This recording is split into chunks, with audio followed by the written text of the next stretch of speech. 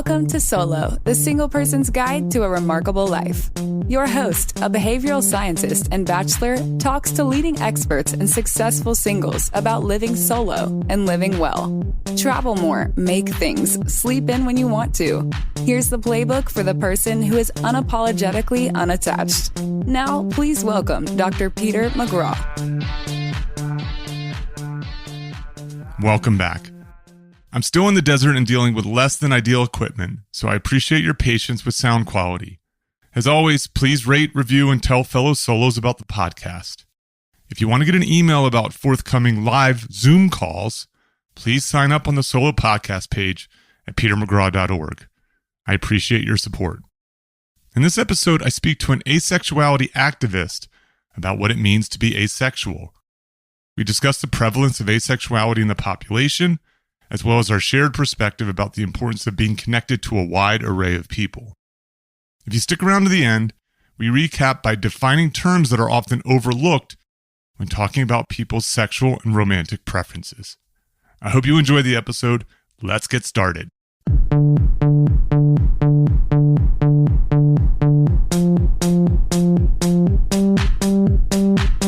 Welcome to Solo, the single person's guide to a remarkable life. I'm Peter McGraw. Today's guest is David J. David is the founder of Asexuality.org, an asexual activist. He's been featured in the documentary Asexual. He's helped lead the team which fought to delist asexuality as a mental disorder, and he currently chairs the board at Asexuality.org. Welcome, David. Thanks so much for having me on. I'm really excited to get to talk about this topic. This is great. So, David, I'd like you to start, if you don't mind, by defining asexuality and telling us how you got here. Why have I found you, of all people, to talk about this topic? Yeah, it's been quite a journey, I have to say. So, an asexual person like me is someone who experiences little or no sexual attraction. So, I still have a desire to form close emotional relationships, just not to make sexuality a part of them. There's a bunch of different ways that asexuality shows up. Some people are still have really strong romantic attraction. They might identify as homo-romantic or hetero-romantic because they still date people. They still want kind of a romantic long-term partnership. I, along with a lot of asexual people, identify as aromantic. So okay. I tend to form really close, committed friendships, you could say. I would call them aromantic partnerships, rather than romantic relationships. And sometimes they'll involve cuddling and things, but I'm not really compelled to have them involve sexuality. And so there's this strange way in which I'm both kind of very signal and have always been, or very solo and have always been solo. And that I've had maybe one serious romantic relationship. So a way in which I've never been solo, because kind of, to me, all of my relationships count. Like I've had a life of really figuring out how to be surrounded by all of these incredible, powerful forms of intimacy. And so I think and I'll get to this in a second, I, like many, ace is sort of a slang term for asexual. I, like many ace people, have sort of struggled with this fear of being alone for my life. This fear that kind of I'm destined to never get in a real relationship, and this sense of liberation of looking around me and saying, like, look, I'm surrounded by real relationships. I'm surrounded by powerful relationships, and how do I name that and make them more powerful? Yeah, so we'll get back into how I tracked you down, but a couple quick observations is I believe that naming things is important. It's one of the few things I feel like I've done well in my life. So I named my humor research lab HURL as the acronym, right? It's got me a lot of usefulness in the world of media. Obviously, I pondered a lot over the title of this podcast. I think Solo is well named. I love the idea of ACE. You know, it's a positive term, you know, and it does have a slight singleness, you know, connotation, but only slight, I think. But it's positive. It's you know, but I wanted to talk to someone about asexuality because of its potential connection to singleness. But I think that there's an inkling in one of the sort of principles or ideas that I have between living a remarkable life that you embody, which is the importance of being interconnected. That I often talk about having a team, a group of sort of professional and personal connections to help you live life at its best. And I came across one of your talks, and I'll put it in the exhibits. And in that talk, you start with this dyad. You have this sort of dyad of some person, David, who might be connected kind of romantically or sexually to some other person potentially. That seems to be like the kind of most important relationship structure kind of in the world. It's like the status quo, it's the norm, and so on. And then what you do in this talk, which I liked a lot, was you started to add dots and add connections to these other relationships that aren't romantic necessarily or aren't sexual necessarily. That I think the average person might call them a friend, and in it, I think you tell a story. You can remind me if I'm telling this correctly, about how you sat down with one of these sort of friends to kind of talk about the relationship. What does it mean? Defining it, the DTR, so to speak. Yeah. I'm being cheeky, but that's sort of the way I've heard it. Yeah, and this is a real journey that I went on. So I think one of the things you were alluding to about the story of why you're talking to me, that I'll shoehorn into this story about, I think, how I learned to do intentional intimacy. Okay. So I not only identify as asexual, I founded a website called asexuality.org, which has sort of become the gathering place. I think you said this in my intro, like become the gathering place for ace people. And I remember, and I should go ahead and say that ace also doesn't just refer to asexual people. There are people who are identified as gray on a spectrum between sexual and asexual. There's people who identify as demisexual. They experience sexual attraction only when they have a really close emotional connection to someone. So like they can't be sexually attracted to someone on a first date. Yes.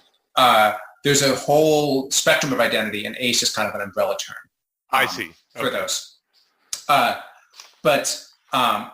So I remember being in my kind of early 20s, right as I was in college, getting out of college. The ace community was really young at that point. It was like a few thousand people. We were getting together on a website. We were just like realizing that we weren't alone for the first time, which was really powerful, and starting to talk to one another. And one of the things we talked about the most was intimacy, was what it means to form relationships, because most of us, like me, had this real desire to be connecting deeply and powerful with other people. And most of us, like me, saw that dating was the script for doing that. Like if you wanted a relationship that, when people said, are you in a relationship with someone, they meant, are you playing out this very specific script of what a relationship can look like? And that relationship involves sexuality, it involves emotional intimacy, it involves commitment. But like all of those things are sort of part of this one package. And it was a package that we didn't have access to. Can I interrupt for a second? So Please. I have this saying with my friends. I call it this is the sort of more mundane way that I say is that it's the genital heart connection. Yes. Right? And so I have a friend who she meets some guy. She's attracted to him. She has a certain type that she likes, and the sex is great. And then she starts to get feelings for him, even though she, at the very beginning, if you said, oh, is he a good partner for you? Would he be a good boyfriend? What do you think? She'd be like, no, I just want to roll in the hay. But because she starts having sex with him, they start spending more time together, these feelings start to develop. So I recognize that even when it's not a set out path that you want to build intimacy with someone, that sex can be a kind of easy way, or it's like not for everyone, obviously, but it can often happen. And so if you're in a world where you're not inclined to be intimate with someone sexually, then that may preclude some of those types of connections, good or bad. Yeah, and I think that the thing for me was, it was never like, oh, those connections aren't valid, because like I think it's great that people have sex, they enjoy having sex. Like I'm as many aces are, like I'm a sex positive person. For people who want it, right? I think for me it was like I like to dance, right? I like partner dancing. If I meet someone on the dance floor and we have a really good connection on the dance floor, and then after the dance we start talking and we realize we have a lot in common, that connection is not seen as sacred and reified and powerful in the same way as if we'd done a different thing with our bodies. Yes, right. And had great conversation. And so it's not that like I want the sex to be less intimate or less powerful, and sex that doesn't result in intimate relationships is great too. But yeah, that's right. Yeah. It's that all the other kinds of intimacy feel like they're kind of smudged out. They're not seen. They're not celebrated. They're not recognized. And I think that was the thing that I was really struggling with, was saying like, okay, if I'm not following this script, for creating a capital R relationship, then how do I still get 98% of the things on that script that I want, right? Like I still want touch with people. I still want deep emotional connection. I still want trust. I still, and I'll get to this in the future, I still really wanted to have kids. And now I'm in a place where I do have a kid that I'm co-raising with some aromantic partners of mine. In maybe a non-solo, I don't know how that qualifies me, but we don't have to. Yeah, you don't have to be solo to be a guest. You don't have to be a solo to be a listener. I think this is it's a big tent. But it's I remember sort of spending a lot of time thinking about this script and saying, how do I when my friends have a romantic partner, they talk about the relationship. They talk about where it's headed. They talk about what they want out of it. There's this sense that there's a path. Like if the relationship persists, there's a path that needs to follow that leads somewhere, or the relationship isn't worth doing. And whereas my friendships, I would kind of show up and we'd have amazing, like we'd have time together that was incredible. We'd feel strong things about one another. And there was just this sense that you kind of keep doing that. Like you keep doing that for as long as it's convenient to keep doing that. And then you stop. And I wanted something in between, like something that didn't have that sense of inevitable progress to a destination, but that still could have that degree of intentionality. And when I was in my 20s, I think me and plenty of other ace people did this. Ace people aren't the only people who do this, but I really started, like my practice of intimacy became finding people I was friends with, and after about a year, usually of that becoming a really important part of one another's lives, giving them a heads up like 2 weeks in advance and saying, this relationship, my connection with you has become an important part of my life. I would like to have a long conversation about what this connection means to both of us. And it's not because I want to date you. It's not because I'm secretly in love with you and secretly want the script that we're not doing, because I don't want the script. It's that you matter to me, and I would like to just share the experience of how we matter to one another. I see. And those conversations, some people were not down. Some people were really intimidated by that because they were only used to doing that romantic relationships, and their brains couldn't process the emotion of that kind of relationship in this sort of a context. But some people really, really liked it. And I found that we would sort of go on these long walks. We would just basically name what we were already doing together that we liked. Yeah, that's great. Like, where did we fit in kind of the ecology of one another's lives? And then coming out of those conversations, we were able to commit to doing the things that worked more. So if we just like happen to hang out every Monday to, have a conversation, we'd be like, okay, now that's a ritual. Like now we are committing to hang out every Monday. And if something changes in our lives, we're going to talk about it. And yeah. Oh yeah, that's great. I have so many thoughts going through my head, but the two quick ones is I can see, besides the fact that it's sort of off script, I think that there is something that's sort of parallel to that DTR, as I'd like to joke about, that define the relationship talk, is how intimidating that is. Yeah.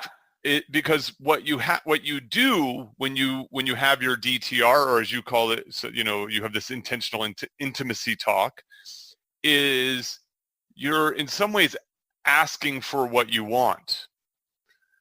There's some chance of rejection. There's some chance of incompatibility there. Yeah. And that's scary to people, right? So it's like, so then you end up in these don't ask, don't tell relationships, where you're just sort of acting on behavior, there's never any sort of conversation about it. That's my first reaction. The second one is, this is something that I'm super aware of with my non-intimate relationships, whether it be with women friends who were not romantic or sexually intimate, and my guy friends, I'm heterosexual, where lately especially I have, with my male friends especially, have been working to tell them that I love them, to explicitly say, I love you. And because that's something that men don't do very well. Yeah. Even using language like brother that expresses that, as like a sort of, connection that helps say, like, no, you are very important to me, in that sense. And I luckily attract the kind of friends who are comfortable with that and appreciative of it, and often respond in turn. There's no expectation of that, of course. But I appreciate how thoughtful you were in your 20s when you were doing this. Yes? Yeah. Yeah, when I started figuring it out, I think. And part of that was because I didn't have another choice. Like, I think like a lot of other aces, it was like this, or I'm kind of left in the dust when all my friends form romantic relationships. Yeah, it's always scary, and it's always, it's always concern where you have a good friend, they meet someone, and then they disappear, and you kind of joke, they'll be back when the breakup happens, or the divorce happens, or whatever that might happen there. And I've always worked very hard to, when I do have a steady relationship, to not have that happen, because I've so often been on the other side of it. But I could see how it could be even more threatening if you're like thinking, well, this may not happen to me, right? Right. Like I don't have that. I don't have access to the thing that my friend is doing in this moment. Yeah. And I think there was a really powerful moment for me when I started figuring out how to have these conversations. There was a lesbian woman who I'd become very close with, and we became intentional. She's currently, she asked me to be the god parent of her child. So we're still really close. Is she in the documentary? Yeah, she is, Puno. Okay. I watched the documentary. I thought it was good. Really good. Yeah, it's great. It's on Amazon now, I think. That's good. That's great. But the reason it was so good is just so different. We're just not having this conversation. And yet, I'll get back to about your friend, and yet, aces are a surprisingly large percentage of people. Yeah, and quick aside on that, we've had, so the best research we've had was a study done in the UK that shows about 1%. We've had some, like a survey of incoming students within the University of California system that have shown even higher than that. But it really varies, because I think the number of people who don't experience sexual attraction and the number of people who use the word asexual to identify are really different. Yes. And so it becomes, depending on how you count and how you think about it, you wind up with different numbers. But even 1% is a large number.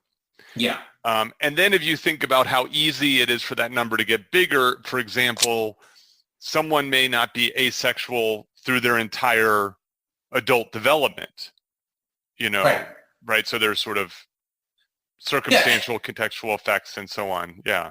And I think that within the ace community, that's a thing that's been really important to us, is that it's not like, this is not a kind of scratch and sniff label. It's not like you rub it off and then either you're like truly asexual or truly not. And like, this is about, we grew up in a society that told us that we were going to be alone forever, that told us to be ashamed because we weren't forming relationships according to the script. And we pushed back against that and said, look, we think part of sexual liberation is recognizing that some people are interested in sexuality and can be intimate however we want or don't want, regardless of that. And so that discussion where we say, look, being really sexual isn't something people should be ashamed about. Being really not sexual isn't something that people should be ashamed about. If someone shifts from, over the course of their life, from being really sexual to not being really sexual, they shouldn't feel like they're failing at intimacy and failing at sexuality. They should be like, cool, my body wants a different kind of intimacy right now. Let me explore and learn how that works for me, and like enjoy that just as much as I was enjoying the sex. Whereas right now, I think there's this sense that if you are not kind of hypersexual, like not hypersexual, think there's a lot of shame put on hypersexuality. There's a sense that like if you're not forming a particular kind of sexuality, you are failing in intimacy, and there's a lot of shame associated with that. Yeah, there's like people say having a healthy libido, right? Like by using the term healthy, it suggests that there's some correct level of libido. You go too high, that's a problem. You go too low, that's a problem. I obviously the connection to this. First of all, I think this is a really under talked about and understudied topic,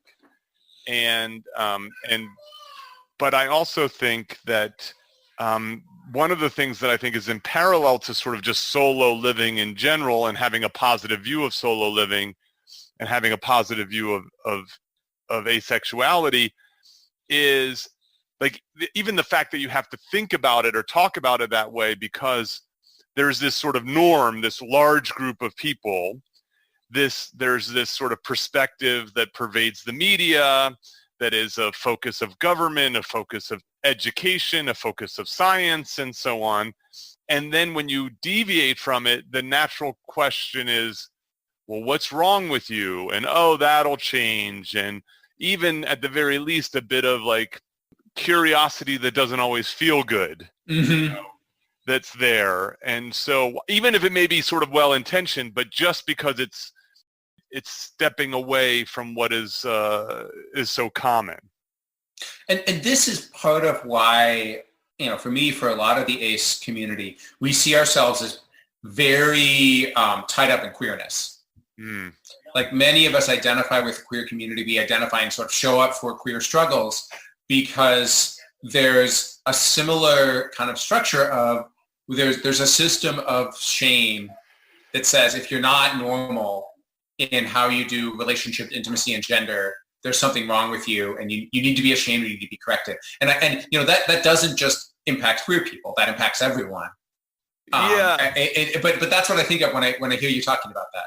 It's something I haven't articulated yet, but I have thought about it, is that when I think about single people living remarkable lives, it's often the gay and lesbian community that I feel like has this much better figured out in some ways than heterosexuals.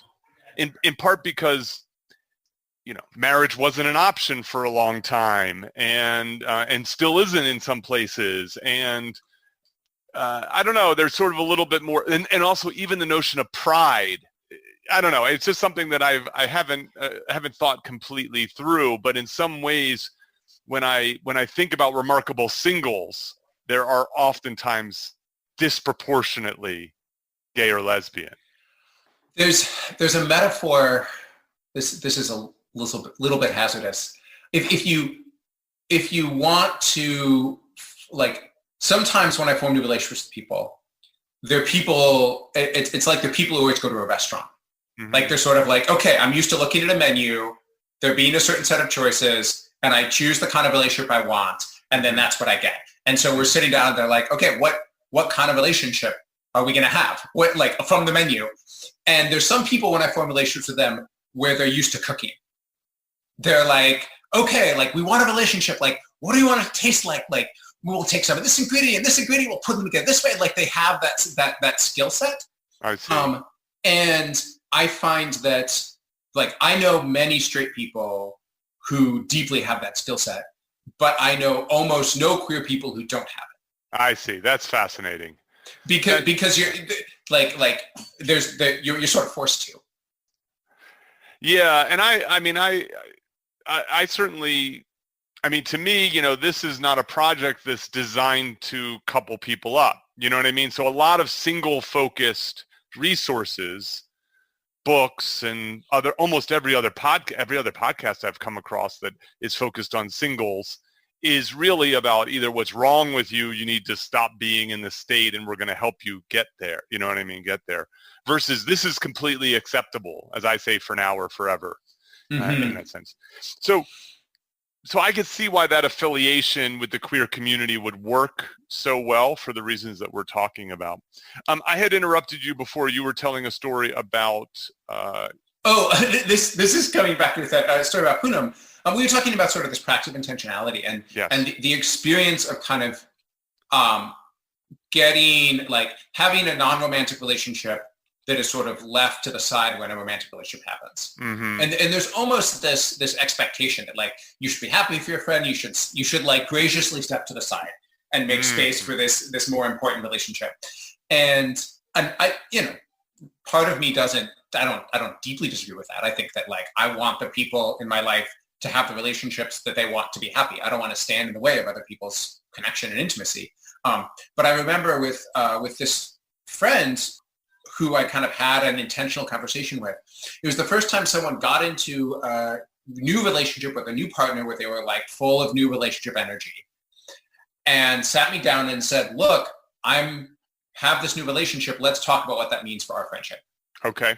Like, let's basically plan out how to be in integrity while I go through this instead of just kind of piecing out. And that was a huge moment of transition for me because it felt like that was a moment of my relationship mattering, my relationships that were romantic, that weren't sexual, that weren't part of the script, like being able to be intentionally talked about in the same way that these romantic ones were. And I think that as I got, richer in my own skill of doing intimacy that way, I was able to learn a lot more about how to balance the romantic relationships in people's lives, the sexual relationships in people's lives, none of which do everything. Like there's no romantic or sexual relationship that does everything. There's always space.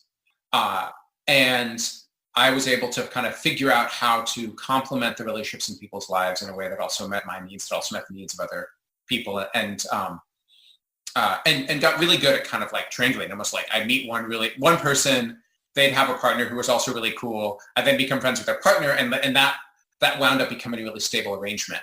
Mm-hmm. Yeah, no, I think by the way, I mean, I sort of love this model. I mean, the fact that you're so intentional about it. I mean, I've always kind of done it, not as explicitly in terms of talking to people about it, but when I was younger, I was kind of a late bloomer when it came to relationships. I wanted to fall in love and I wanted to have sex and I wanted those things, and I just wasn't good at it. As a lot of young men tend to not be good at it. And then even when I got better at it, I always knew I wasn't on track to, be married with children deep down. You know what I mean? You gave me a lie detector test. It never was something that I really, really wanted. And then as I got into my late 30s, then I was like, I don't want kids. And then once you don't want kids, then marriage seems often superfluous, and so on. But what I always did, and especially because I had some family challenges, I was really off on my own a lot. I didn't have much of a cushion. I didn't have a financial cushion. I didn't really have a place that I have a friend who, like, the pandemic hit, he moved back in his parents' basement as a 40-year-old, like that just never was a possibility for me. And so I always leaned so heavily on my friendships. Like I took a lot, I gave a lot, I held these people up to a very high standard. I held myself to that high standard. And so I thought about it a lot, like the figure that you had in your talk, which is you have lots of different people. They serve different purposes. You do different things with them. And, sometimes they come and sometimes they go. Oftentimes they're very long lasting, years. And so I think that's neat to be able to talk about it. This is my first time ever really hearing about it being done in this kind of way, and I think that's great. It's interesting that what comes to mind, hearing you talk about the medical brain and hearing about the way that it felt like a really powerful way that friendship has showed up in your life. I can't remember where this was from, but there was someone who was saying that there's a metaphor of relationship as chemistry. Like you have an atom, there's a particular kind of other atom, they connect, and then like they're done. Like then they're together, and and it's big and it's energetic and it's fiery, right? And like, it's kind of it's like, it can be expressed as a simple equation. And to me, the scientific metaphor of relationship is much more like ecology. Okay. It's much more like, okay, there's like, my life is an ecosystem. There's all these things already in it. There's niches that are open in it. When I approach someone else, their ecosystem has stuff in it and has niches open in it. And how do we like fit into sort of niches in one another's life and then see what grows and see what evolves that fits the ecology we're in? And it's not as simple as like part A, like Adam A, Adam B, and attraction. Yeah. Right. Which, by the way, is a lot. That metaphor is a lot like the kind of romantic, Jane Austen kind of metaphor, right? Like Mr. Darcy, they're just this attraction that can't be that can't be stopped, so to speak, by family, by circumstance, by whatever. And so I agree with you. Like my friendships, they're not whirlwind relationships. I've had sexual whirlwind in relationships, but my friendships are almost never like that. It's sort of this, maybe I'll invite, Stephen to this thing. I think he'll fit in, and I'm like, well, let's see how Stephen does.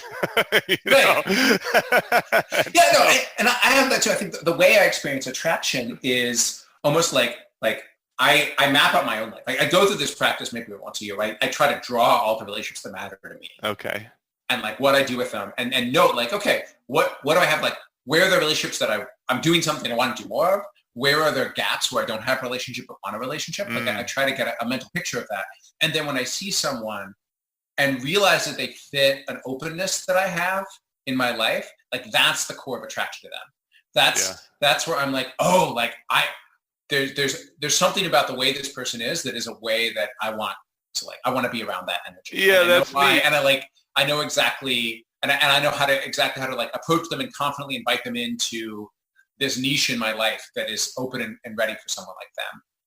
And it's not that, I want everything else to go away and them to be the only one that matters, but like there's a clear place and you've got a plot of land that you can grow something. Yeah. I think that's cool. Now, it's so funny because, singles are better at doing this than partnered people typically. Like, so this sort of norm of that atomic bond in many ways works against couples, I think, because there's so much pressure on that relationship for them to be everything to each other that it can create distress rather than the fact that you might be willing and able to lean on other folks, same or opposite sex, whatever, it doesn't matter, in ways that are non-threatening to that relationship, and so I had Bella DePaulo on here. She does research on the science of single living. She says that married people have the one, single people have the ones. And that interconnection, that's good. So I want to step back for a second. So you not only you've become an activist. So at some point in your life, you recognized this about you and figured out the term was asexual, at least the way you would call it that. And then you ended up launching this website as a fairly young man. Yes? Yeah, when it's about 18. Yes. But you don't just have a website. You have gone and now you do interviews. You're a feature of a documentary. You've done activist work. So how did that progress? Yeah, so it really came from, I think my high school was really defined by my struggle with my aceness, because at that point I never talked to another person like me. Okay. I was pretty clear to me from middle school that sexuality was a thing that everyone around me was experiencing. I was expected to experience. It was kind of this essential part of growing up. And I was pretty fortunate in that I went to a high school. I grew up in St. Louis, Missouri. I went to a high school that had out queer kids. I see. And had popular out queer kids. So there was this sense that like there wasn't a sense that sexuality default meant straight, but it was default there. I see. And I really felt like, oh, if I'm not feeling this, I've got to be broken in some way. There's got to be something wrong with me. And it must mean that I can't really love people. It must mean that I'm defective and or I'm not capable of being loved. And it took me, I think, a lot of kind of personal struggle and support from friends to get to the point where I saw being asexual as okay. And I kind of made up the word for myself because I just wanted a way to talk about this experience. And I never talked to another person like me. And then when I went to undergrad, I knew enough web design that I kind of just put up a website to say like, hey, is there anyone else out there experiencing this? And I happened to put it up right around the time that Google went live. Okay. Dating myself. And it turns out, and this is why I don't say I invented the word asexual, it turns out that there were thousands and thousands of other people around the world who were going through the same struggle, who had independently invented the exact same term to describe it, and who then typed that term into Google. Yeah, and that's great. That is how, and like when you type that into Alta Vista and Yahoo and Lycos, you got like papers on plant biology. But when you typed into Google, you got my website. And so that became this kind of initial moment of us coming together that was incredibly powerful because all of us had struggled with a sense of feeling broken. All of us had like struggled with feeling like we were the only ones, and being able to just have the validation of other people who shared our experience was immensely powerful. Yes. And so I think I really became motivated in my activism, my community building by that experience, by the sense that there are people out there who are struggling with shame and struggling with the sense they're broken and wanting to create a way for them a way out of that feeling. Okay. Yeah, that's great. Talk about good timing. Yeah. It's history is the history of the lucky. Indeed, yes. Yeah, you can be too early, you can be too late. I can see how threatening that would be, even in a school that is, sort of more open than not, just again, because you're not getting, almost nowhere else are you getting a positive message around being asexual. And that has to be super threatening that's there. Okay, so the website obviously started to grow in terms of users. Mm-hmm. But then how did you find yourself, like, you've been on The View, I think. Yeah. Yeah, right? So this interest, started the website in 2001. In 2004, this study came out that was showed that 1% of people in the UK identified as asexual, or did not experience sexual attraction.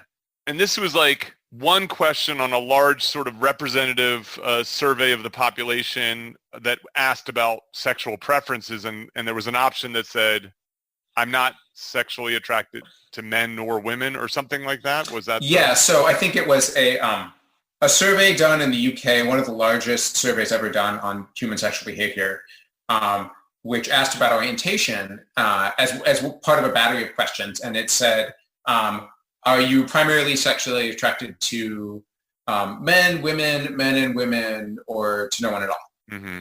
And there might have been another question. I think this was before they knew about gender non-binary folks in surveys. And so that was asked and was studied, and then a researcher from Canada went back and said, hey, well, the people who answered attracted to no one at all, like, what's up with them? Yes. Because this is a population that's never been talked about scientifically. So he released a paper analyzing this survey, and it came out right as our community was kind of hitting critical mass. Okay. And so there was this combination of, oh wow, here's this thing that seems impossible. Like who would have thought it was possible for humans to not be interested in sexuality? And here's this community of people who can talk about the human experience of it. And I was this founder who was at that point, early 20s, conventionally attractive, like white dude, mm-hmm. who was supposed to be at like the peak of my hormonal sexual journey. And so that, I think you were camera ready. I was camera ready, yes.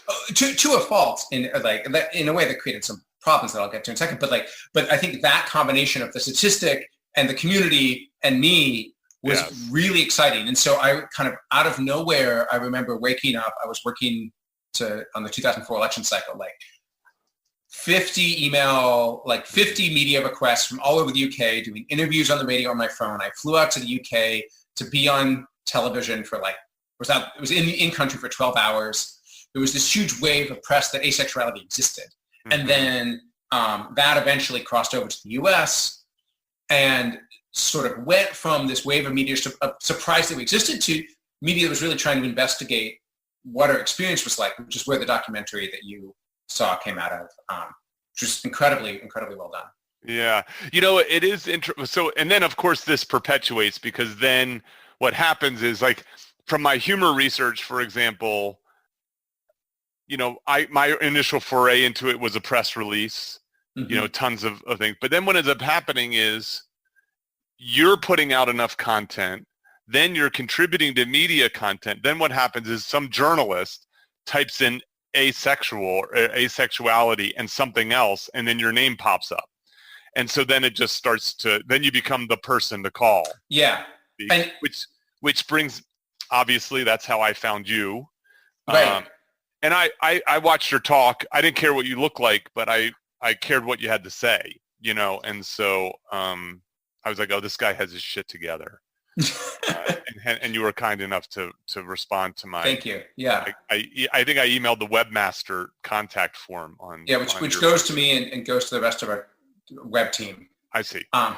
So you're yeah, and I think so. I have a previous episode on solo sex and evolution, and if I remember correctly, I could be wrong. Maybe I'm just making this up in my mind. So I had Marty Hazelton. She's an evolutionary psychologist. So I have to suspect around this time, evolutionary psychology was kind of popping onto the scene. Now, what's really fascinating about evolutionary psychology is what these researchers are doing is they're looking at behavior today, society and culture today, and how it's shaped through our ancestral past. Right, and the sort of story of evolution is mm-hmm. sex feels so good that we're compelled to do it, and as a benefit, we get these the benefit to humanity is we get these babies, right? As a mm-hmm. result of it, right? It perpetuates the species and so on. As an aside, I just read Robert Sapolsky's A Primate's Memoir, which is a really fantastic read, but it's funny watching him or reading about him watching the baboons and talking mm-hmm. about their sexual activity and it being connected, to these kind of concepts, right? Like this idea that maybe in some ways we're not so different than our primate, brothers, so to speak. But asexuality seems to be a real puzzle for that world of evolutionary psychologists. Yes and no, because the mechanism is attraction, not arousal. I see. We haven't talked about this, but like along with most aces, like our body can still become aroused the way that any other person's can. Okay. The difference is that I don't have the same desire to engage in the activities that we would classify as sexual with someone that I'm emotionally intimate with. Okay. And I think this is where it's really important to kind of understand how much space there is between the like protein encoding in DNA that says like I have to engage in a really complicated set of puppetry to get into another set of DNA in another person, yes. Right? And that involves like a whole, but like, it's operating at the level of like, what proteins do I encode? Like it's pretty far removed from the, I think, frankly, pretty largely socially constructed category of sexuality. Yeah. Like we call some things sexual, we call other things not sexual, we call some forms of pleasure sexual, other forms of pleasure non-sexual, we call some relationships sexual, other forms not sexual. We call some people, like we make up genders. And we're attracted to those genders, and we're attracted to like particular pieces of clothing that a gender might wear. And that's got nothing to do with the way that our proteins are encoded, or like it's very far removed from the way our proteins are encoded. And so I would say that I still have this deep desire to connect with people. I still mm-hmm. I still personally have a desire for touch with people. I still have pretty much all the things that my proteins are encoding me to do. And I still have a desire to have kids, which I have, you have kids. I have a kid who's not genetically related to me, but who is legally, I'm a parent of. And so I think that it's a vast oversimplification to imagine that from the standpoint of a strand of DNA, what is wanted is sex, or what is wanted is something like a social construction of heteronormativity. Okay, I'll try to put this in my own language, which is, let's take our baboon brothers, right? They have sex, they have babies, right? You know what I mean? And it follows a particular pattern with regard to hierarchies and, the likelihood that the female can get pregnant and when they're most attractive and all these kinds of things, right? And it's sort of this pretty simple-ish script. When it comes to... I question how simple it really is, but keep going. I'm saying relative to the human one, to Homo sapiens. Yeah. So the parallel to that in my world, the world of humor, is the things that make baboons laugh is rather limited, right? It's like play fighting and tickling and physical comedy type stuff, right? Then what ends up happening, though, when you add all this other stuff, language, norms, culture, etc., the things that can create laughter become, limitless, right? Now you have wordplay, you have satire, you have irony, you have all this kind of stuff. You have rom-coms, and so on. In the same way that the things that can be sexualized, arousing, exciting, and so on can start to go beyond just climb aboard. You know what I mean?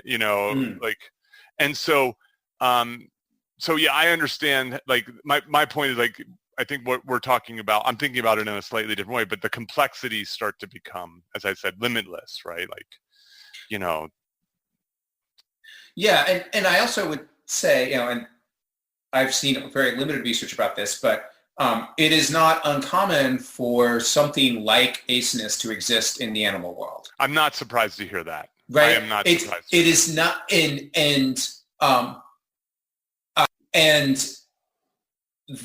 there is, and when I think about like a baboon society or a bonobo society, there's a lot of kinds of intimacy going on there, right? And we as humans take the word sexuality and we apply them to some things those bonobos or those primates do, but they don't have that word. They don't make that distinction. And their lived experience of doing a sexual thing versus doing a thing that we deem non-sexual may not be that different. And so I think that's part of how I tend to want to blow up the category of sexuality into the larger category of intimacy, to blow up the category of sexuality into the larger category of touch, in part because that makes room for me, but also because I think it can be helpful to say what happens if we think about this bigger range of human activity instead of this narrow one that tends to have a lot of scripts put up in it. I agree with that. I like that a lot. And by the way, in that book, it was interesting the way Sapolsky talked about like grooming and all these other things and these connections, these pairings that would happen that were intimate even if they weren't really sexual. Yeah, I always think about this, this is about sex and love. They can be connected, but they can also be independent. That they don't have to go hand in hand as the normal kind of Cinderella script tends to, be played out. So I want to ask you a few questions about. One is when I learned about asexuality, I was not at all surprised by it. So as a scientist, I tend to think there so many things exist in this sort of normal distribution. My first semester in graduate school, I'm taking these hardcore statistics courses, which are talking about normal distributions, and that there are, yes, maybe most people sit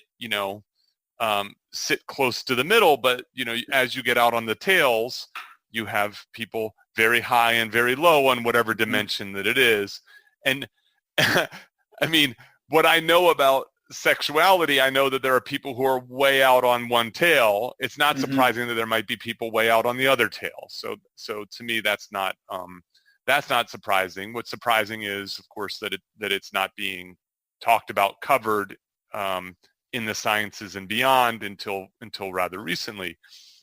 One of the things I had mentioned pride earlier, and so within the gay and lesbian community, the rainbow flag as being sort of a symbol of pride. There's kind of a pride symbol for the ace community too. Yes. There's a few of them. So it used to be a slice of cake. Now Okay. we have our own flag. Now it's purple, white, gray, and black. Okay. But which is also a great color scheme, I think. But it used to be a slice of cake, and the reason is that anyway, like if you went to an ace meetup, there'd be cake getting served. Like people made earrings, little cake on them. I see. And the reason is that remember how I said that in the early days of the community, there was this huge sense of validation when someone arrived and realized they weren't alone. Okay. So people, when they would show up on the website on asexuality.org and kind of post their stories and say, here's what I've been struggling with my entire life, and can people relate to this? People would respond with a little emoji of a slice of cake. I see. That's lovely. And say, well, you're welcome here. And so that became the symbol of welcome that became a symbol of the ace community. But why the cake? It started, why any internet meme, right? It just started as a thing people did. But I think the symbolism of it is powerful because a cake is a dish almost exclusively for celebration and community. I see. Okay, that's great. So another thing, and this again, I think connects to the queer community a lot, is this notion of coming out as asexual. I think that was in the documentary. That this can be a rather sort of important moment for an ace member. So I think this is something that we talk about. It's shifted a lot over the years. In the early days, compared to my gay friends who were coming out, like they could come out and say, I'm gay. And I had to come out and kind of give a 40-minute lecture. Yeah, right. Because no one knew what this thing was. I even had a lot of questions. It broke everyone's assumptions about how humans work and how sexuality works. And I had to deal with that. And so there were times when I just stopped coming out because I didn't want to be educating all the time. Now things are better. Now, especially within, I think, younger culture, there's pretty widespread understanding in many parts of the world about aceness, and so people can kind of talk about it more casually. And I think there's also beginning to be a better understanding about ace intimacy. For a long time, coming out meant there's this real fear that you're going to torpedo any potential relationships you might form, especially for romantic people. And now I think we're beginning to get to a place where that's still a fear, but there's more of an understanding of what are the possibilities of ace intimacy, what are the possibilities of ace romantic intimacy, both with other aces and with non-aces, and people are exploring that. Yeah, okay, I could see that. So the other one is, and this is, I remember, I'm actually curious, sort of, you're the second most famous asexual person that I know of. Uh-oh. No, I don't know. I don't know if I can count as number two, but you probably don't, but that just shows you the lack of kind of conversation that exists in the world. And that person, and maybe I may even misremembering this, that person is Janine Garofalo. Oh, I was like, are you going to say Tim Gunn or Morrissey? Oh, yes, Morrissey is another one. Yes, that's right. But so Janine Garofalo has used the word asexual in comedy sketches. Yeah. So there's this interesting phenomenon where within the community, we use the word asexual a particular way. There's a definition. We have a shared understanding of what it means. When I or most people in our community use the word, it kind of we're under the same umbrella. When Morrissey used it, it was before the community existed. So, and for the listener, Morrissey is he's a musician from 80s, 90s. Yeah. Very sort of sad, dark music. It was the Smiths, right? He was the lead singer for the Smiths. Lead singer of the Smiths. Yeah. When Janine Garofalo uses it, and I haven't looked at this too much because I'm not into ace celebrity-ness. Okay. When Jean Garofalo uses it, it's unclear if that's because she has like seen our community, seen our definition, and is embracing this as like naming this as an orientation. Okay. If this is if it's kind of like a bit in like that she wants it to play out. If this is her describing an experience about she's having a particular time in her life, but she doesn't mean it in the way that I would mean it as something like an orientation, all of which are valid uses. I don't want to kind of own the single definition of the word, but I also don't want to claim that my experience maps onto her experience or Morrissey's experience because I don't know what's behind their choice of word. Yeah, I get it. That's fine. I just was, when I was contemplating doing this, I remembered, I mean, obviously I pay more attention to comedy. Right. And I like my music a little more upbeat than Morrissey's music. Although he has a song that I quite liked called "The More You Ignore Me, the Closer I Get." It's a super catchy, very Morrissey song. I'll put it in the exhibits. Any case.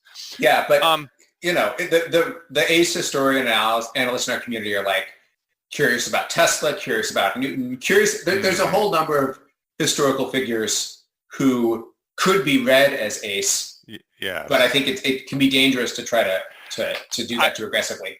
I know, I went down this path at one point in time because I was looking for sort of notable solos through history. The problem, I actually stopped doing it. It's a fairly impossible task, in part because getting married was such the norm. Yeah. That the person who didn't want to get married still got married. Like Abe Lincoln, right? Still gets married even though he really didn't want to be married. Right. And and then also there's people who are solo, but maybe like Da Vinci, for example. Right? There's all these debates about Da Vinci's sexual orientation, and that maybe that's why he didn't get married. Like, it's not a useful exercise because the world was such a different and frankly unfair, unwelcoming place if you wanted something different than that. And I think that to me that's how I don't know if you're familiar with the term Boston marriage. I'm not familiar. If that's come up in your... So there were women who would sort of defy the mandate that they needed to get married by moving in with one another and living their entire lives together, or living huge chunks of their lives together. And this can be read, depending how you read it, as a solo ace or lesbian act, right? Yes. And probably it's a mix of all of those things. Yes. But importantly, I think it's sort of a moment of resistance. It's a moment of possibility outside of this imperative, this kind of heteronormative romantic imperative. And that's the interesting thing. It's not like we're these people feeling my body feelings or your body feelings in this moment. It's in history. It's like there's a lineage to, I think, a lot of the struggle that I've had in my life around shame about not being sexual enough, not being partnered in the right ways.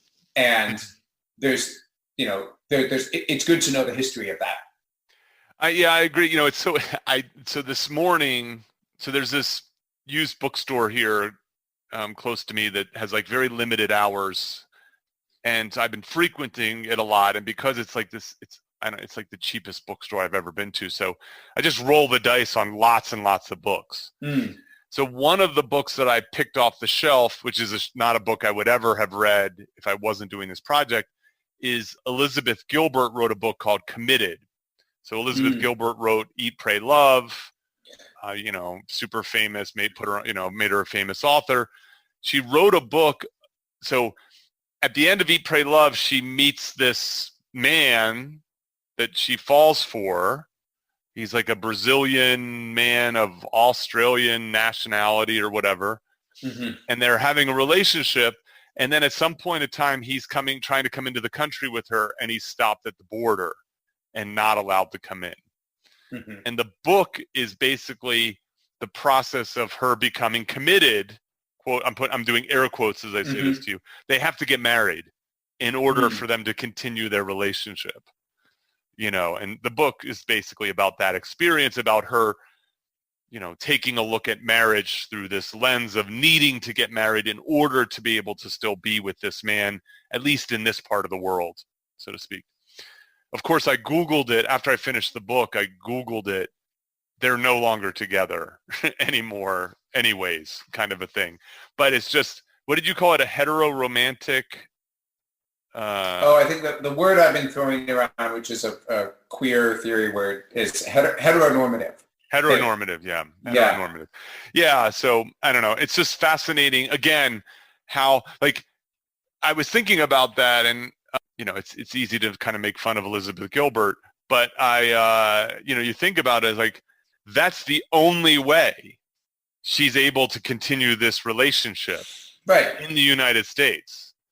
And how limiting that is for, you know what I mean? For example, if you don't want to marry the person, you know what I mean? Or at a period of time where you couldn't marry the person, and so on, that this standard still is so strong. It's the 800-pound gorilla, to continue with our primate conversation. It reminds me of when I was going through the process of adopting my daughter and interacting with family court, recognizing how, I'm someone who has a pretty significant amount of privilege in the world. I'm relatively well off. I work in tech. I'm white. I'm cis. I'm male. And you live in a place that's more accepting than most other places. True, of queerness. Yeah. And in San Francisco and California. And I remember seeing, like, here I am interacting with kind of the legal infrastructure of family. And it's kind of set up, like, we think about these stories of family. We think about these scripts of relationship.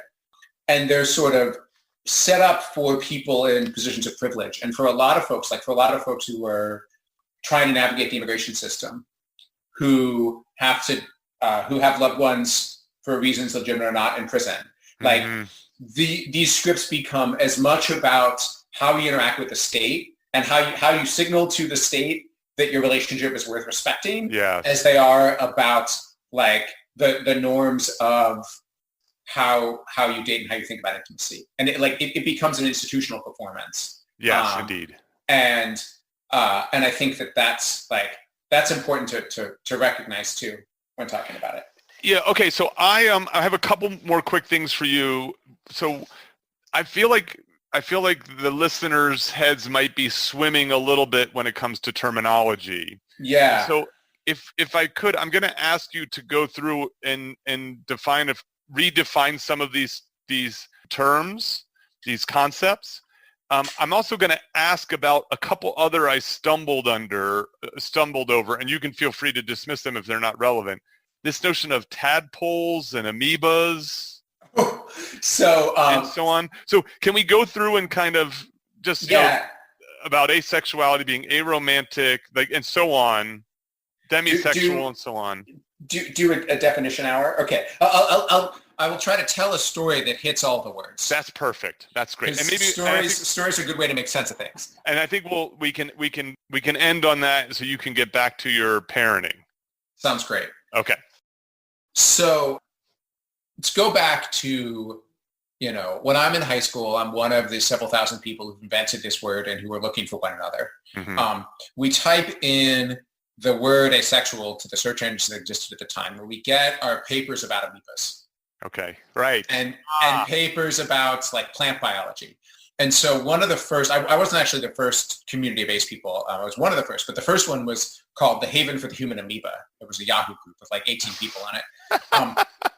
The phrase human amoeba got thrown around, like, almost as a joke, because that's what people were finding was, I see. That's really stuff about amoebas. And then I start my site, asexuality.org, with the word asexual. That resonates with people. That seems to be what people are inventing and typing in. I think it's a good word. It's not a great word because it's a negative, not a positive definition. It's defining what we're not, rather than defining the shared experience we have, which I would say is one of breaking out of sexual scripts, breaking out of the expectations of sexual scripts, and figuring out how to do that. Can I interrupt for a second? Yeah. I'm glad you said that, because especially as a young man, I can only now reflect on this, how trapped I felt by my sexuality. Mm. Like what a overwhelming burden it was on me in terms of wanting this thing, sex with women, and being unfulfilled in that way. Yeah, I don't know what that's like. And how it, like, honestly, like, those motivations crowded out a lot of other very healthy, engaging, interesting thoughts, activities, experiences that I could have had. And so I like the idea that breaking free of that has a positive element to it. Yeah. Yes, and I contrast that with the image of me in high school. Okay. Is I have a friend. A lot of my friends were female. Some were male. Some were queer. Some weren't. I have a friend, and what we do is we get on the phone and talk for hours, and they talk about whatever relationship crush they're currently trying to process. Okay. And I talk about, like, the nature of what is sexuality. Fair enough. That's fair. And it wasn't that, like, they had this burden of desire that I didn't have. It was that they were, I was just as confused about how to connect emotionally with people, about, like, what does it mean to want to touch people if I don't want that to happen sexually? How do I express that desire? How do I, like I was just as confused and torn up and, awkward about all that stuff as my sexual friends were about the sexual stuff. It's not like I got off. No, that's fair, but I easy, but no, I'm not. But I'm saying is that there is some positive element to that release of that. Yes. Yes. And I think the thing that I ultimately, and I think I had to let go of and mourn this, but to be free of the sense that if I'm not sexual in the right way, if I'm not romantic in the right way, I will never be happy. Yeah, that's right. I think I get, and in the same way that I completely understand that feeling.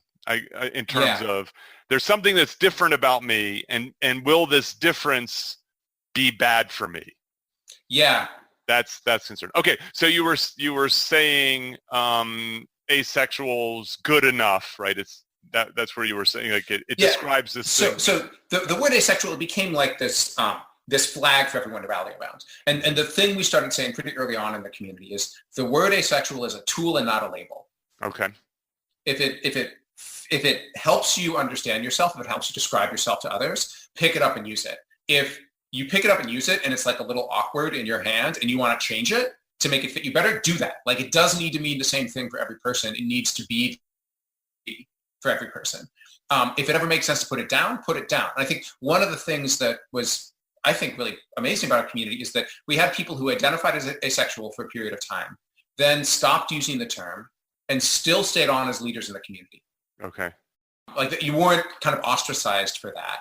And, that wasn't the norm, but that happens. It does in all forms of fluid sexuality.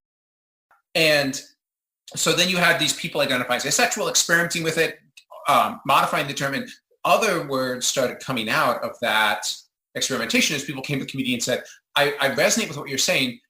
I still experience some sexuality, just not as much as everyone else around me. Uh-huh. And people started identifying as gray A because they were kind of on the spectrum between sexual and asexual. Okay.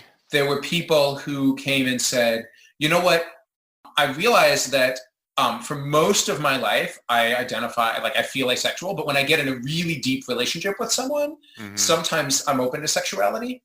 Like, sometimes it starts to be appealing to me, but I can't do the thing that society wants me to do, which is, like, go on a date with someone and know if I'm sexually attracted to them from moment one, right? Like, and so they started identifying as demisexual. And we had all of these terms emerging for kind of where people felt on a spectrum of sexuality. Asexual, gray A, demisexual, and the word ace became an umbrella term. I see. To refer to the community holistically. And then similarly, as Evan was talking about sexual orientation, people also started talking about romantic orientation. Some people still had crushes, they still wanted to date, they still had a real strong desire for romantic relationships, other people like me didn't.